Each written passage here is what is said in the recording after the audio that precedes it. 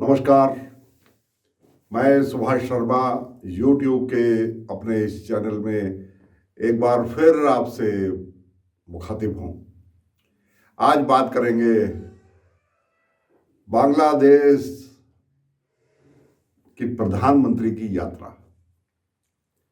अब ऐसे तो एक अंतर्राष्ट्रीय विषय है, इस पर बहुत ज़्यादा आप लोगों की रुचि नहीं होगी, लेकिन मैं आपको यहाँ बताना चाहता हूँ कि ये सिर्फ बाहर से जो पैकेट है ना मोदी जी के इस दौरे का, उसका नाम सिर्फ एक अंतर्राष्ट्रीय दौरा है। ये दरअसल पूरी तरह से चुनाव की आचार संहिता का उल्लंघन है। ये मैं आपको स्पष्ट कर देना चाहता हूँ। बांग्लादेश में प्रधानमंत्री मौजूद है। आप सब जानते हैं कि वहाँ बहुत सारे परिवार ऐसे हैं जिनका संबंध यहाँ इधर हिंदुस्तान के जो हमारा पश्चिमी बंगाल है उससे है, उनकी रिश्तेदारियाँ हैं। वहीं से बंटवारा होके बहुत से लोग यहाँ आ गए और आज भी उनके बीच में रोटी बेटी का रिश्ता है, अभी भी है। और पश्चिमी बंगाल में इस वक्त चुनाव चल रहे हैं, तो चुनाव में उन लोगों का और खास तौर पर एक मतुआ संप्रदाय है वहाँ, मतुआ समुदाय। वो मोटे तौर पे कहा जाए कि समाज का दलित वर्ग वो वहाँ बहुत बड़ी तादाद में रहता है और उनमें से बहुत सारा मतुआ समुदाय इधर हिंदुस्तान आ गया। उनको लंबे समय से, जिस तरह से अन्य लोगों को अभी नागरिकता नहीं मिली, ऐसे ही उनको यहाँ नागरिकता नहीं मिली। ये जानना बहुत दिलचस्प है कि उन्हें नागरिकता तो नहीं मिली, लेकिन वो यहाँ के मतदाता है।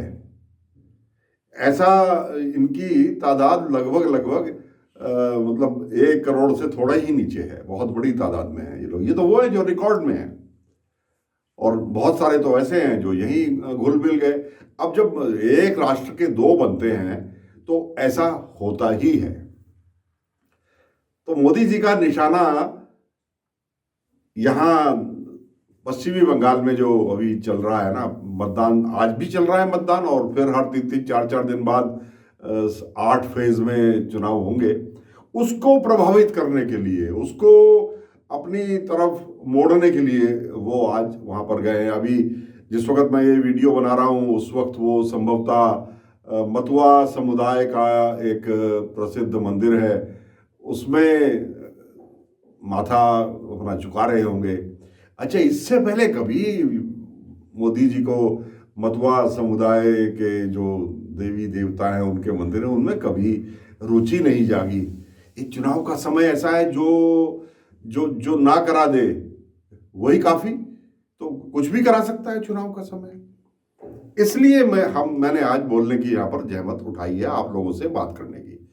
पहले तो मोदी जी ने जाते ही वहाँ ये दावा कर दिया कि जो 1971 में बांग्लादेश को अथक प्रयासों के बाद हमारे ना जाने हजारों सैनिकों ने उसमें शहादत दी, दोनों बॉर्डर्स पे। जब वो लड़ाई हो रही थी तो वो लड़ाई हमारे पूर्वी बॉर्डर पे भी हो रही थी और पश्चिमी बॉर्डर पे भी हो रही थी, एक साथ दोनों जगह चल रही थी। और हमारे कितने ही लोगों ने, कितने ही हमारे सैनिकों ने, सैन्य अफसरों ने उसमें अपनी जान गंवाई।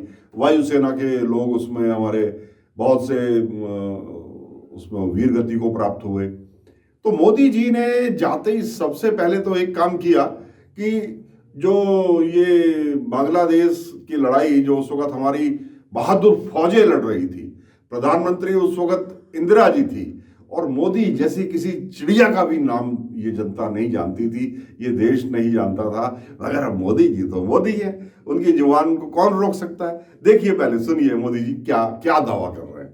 मेरे भाई और बहनों, यहां की नौजवान पीढ़ी को मैं एक और बात याद कराना चाहूंगा और बड़े गर्व के साथ याद दिलाना चाहता हूं। बांग्लादेश की आजादी के लिए संघर्ष में, उस संघर्ष में शामिल होना मेरे जीवन के भी पहले आंदोलनों में से एक था। मेरी उम्र 20-22 साल रही होगी जब मैंने और मेरे कई साथियों ने बांग्लादेश के लोगों की आजादी के लिए सत्याग्रह किया था। बांग्लादेश की आजादी के समर्थन में तब मैंने गिरफ्तारी भी दी थी और जेल जाने का अवसर भी आया था। यानी बांग्लादेश की आजादी के लिए जितनी तड़प इधर थी उतनी ही तड़प उधर भी थी। ये आपने देख लिया, मोदी जी का दावा देख लिया। कह रहे हैं कि इसके लिए आंदोलन मैंने किया और गिरफ्तारी भी हुई। अरे आंदोलन जो लोग कर रहे थे बांग्लादेश के समर्थन में, अगर किसी ने किया होता तो उसको तो फूल मालाएं पहनाई जाती। उस आंदोलन के खिलाफ थोड़ी थी हमारी सरकार। इंदिरा जी के नेतृत्व में तो बांग्लादेश की लड़ाई लड़ी गई। तो अब उन्हें अता पता तो है नहीं, अब झूठ के पांव तो होते नहीं।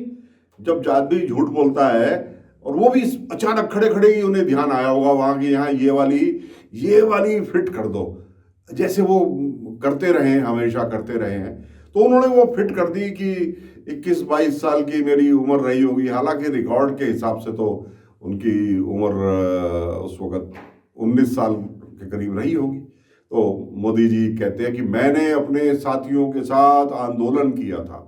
अरे अगर आपने आंदोलन किया ही था, हालांकि उसका रिकॉर्ड कोई है नहीं, आपने क्या, किसी ने भी नहीं किया। ये कोई जन आंदोलन थोड़ा था, ये तो एक सैन्य आंदोलन था, ये एक सैन्य अभियान था। मैं फिर से दोहरा रहा हूं, भारतीय जनता पार्टी वालों, झूठ बोलने से पहले 5 बार सोच लिया करो। बांग्लादेश की लड़ाई नहीं थी वो लड़ाई हमारी पाकिस्तान से थी। बांग्लादेश का तो जन्म बाद में हुआ। बांग्लादेश का तो जन्म इस युद्ध के समाप्त होने पर हुआ। जब तक ये युद्ध समाप्त हुआ तब तक ये लड़ाई इंडिया और पाकिस्तान की थी। ये लड़ाई बांग्लादेश अस्तित्व में नहीं था, तो बांग्लादेश को आजाद कराने की लड़ाई कहां से आ जाएगी। वो तो बंगाल का हिस्सा था। इंदिरा गांधी की वो गजब की दूरदृष्टि थी, और जनरल मानेकशॉ जैसा जब सेनापति हो तो फिर हमारी फौज कुछ भी करके दिखा सकती थी। उनके 95,000 माफ कीजिएगा, 95,000 सेना को उनकी हमने सरेंडर कराया। सरेंडर करा के उसको पाकिस्तान से अलग करके उसको बांग्लादेश नाम दिया। मोदी जी कह रहे हैं कि मैंने भी उस सत्याग्रह में, भाई सत्याग्रह किस बात का सत्याग्रह, किसके खिलाफ मोदी जी? अपनी ही सरकार के खिलाफ। सत्याग्रह तो अपनी सरकार के खिलाफ होता है ना, अपनी सरकार के कुछ जो काम आपको पसंद ना आए, और हमारी सरकार तो उन्हें मुक्त करा ही रही थी। तो ये क्या क्यों फेंकते हो इतनी लंबी लंबी? और फिर जब आप गए ही हो तो आपको याद दिला दूं, जो शेख हसीना आज इस वक्त हमारी वहाँ की, अब तो संविधान बदल गए, अब तो राष्ट्रपति बन गई वो।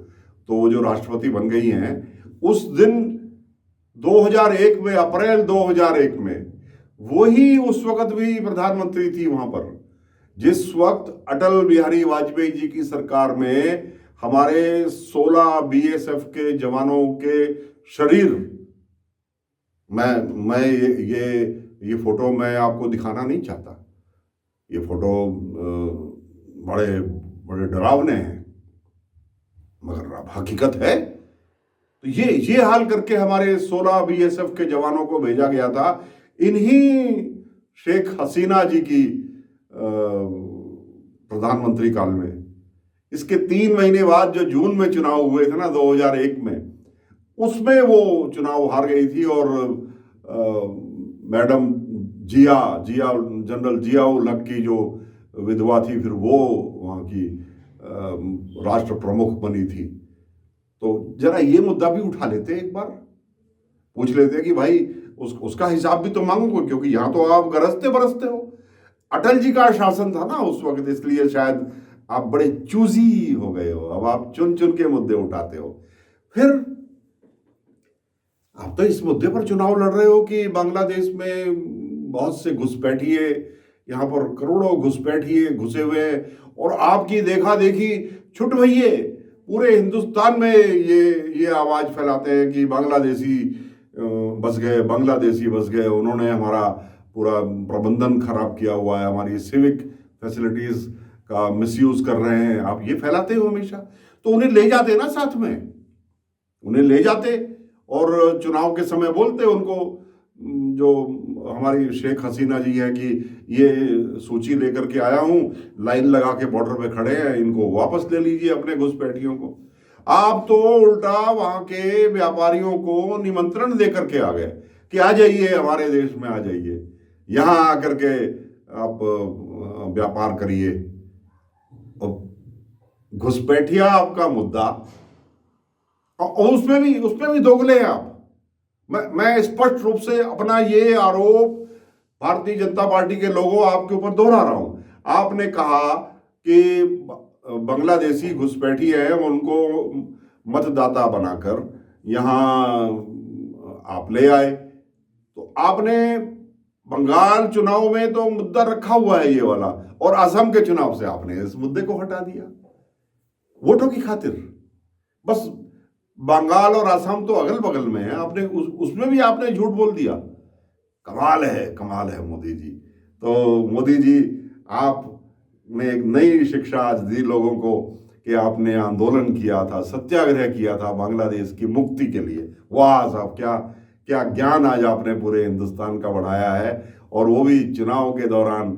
अब आपने, चुनाव आयोग तो अपनी मनमर्जी का आप रखते हैं, ये आरोप आपके ऊपर हमेशा लगाया जाता है, वो इसका संज्ञान कभी लेगा नहीं। लेकिन हम तो जब जहां गड़बड़ दिखाई देगी वहां बोलेंगे। चुनाव के समय पड़ोसी राज्य में जाकर ऐसे समुदाय के विषय में बोलना जो हिंदुस्तान में बड़ी तादाद में वोटर हैं और वहां चुनाव चल रहा है, तो ये तो सीधे सीधे आचार संहिता का उल्लंघन है। इस पर मनन कीजिएगा, गौर कीजिएगा। अब जनता क्या परिणाम देती है बंगाल की, वो हमें नहीं मालूम। हम तो लोकतंत्र में यकीन करने वाले लोग हैं। जनता जो वहाँ का निर्णय देगी पूरे हिंदुस्तान को स्वीकार्य होगा। तो मोदी जी बिल्कुल सरेआम पकड़े गए आप। चलिए, जो भी हो, आप आज मीटिंग करके आइए। आपके कहने से अगर आपकी पार्टी को कुछ वोट मिल जाते हैं तो चलिए, अब वो तो आप इस अभियान में तो आप लगे ही हुए हैं। बहरहाल, हम तो फिर भी एक सद्भावना के रूप में आपको होली के त्यौहार की बहुत बहुत शुभकामनाएं देते हुए अपने समस्त दर्शकों का भी बहुत बहुत आभार करता हूं। नमस्कार।